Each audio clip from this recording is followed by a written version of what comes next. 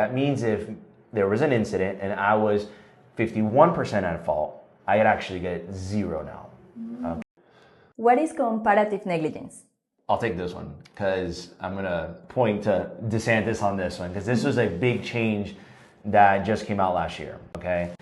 And this is going to affect a lot of people as well. Comparative negligence, Florida used to be a pure comparative negligence state. So what does that mean? That means that, let's say there was an incident, right? And I was 80% at fault, but somebody else was 20% at fault, right? That person that was 20% at fault would still need to pay 20% of whatever the verdict would be, okay? So let's say the verdict is $100,000 verdict.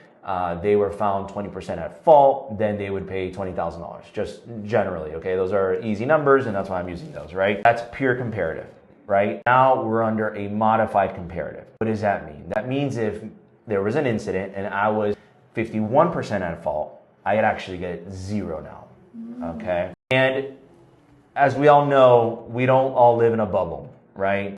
Facts are very important and things happen, right? Sometimes you will be a little bit more liable, but there's still somebody else out there that caused severe, significant life and permanent injuries to you, but they're 49% liable for your injuries and you get nothing. Seems a little drastic, right? So somebody's almost 50% at fault for your injuries, okay? And you're gonna live with these injuries for the rest of your life. You're the one that's injured. You're the one that has to suffer the consequences. Yet you get 0 just because you were found 50% at fault, 51% at fault. Excuse me.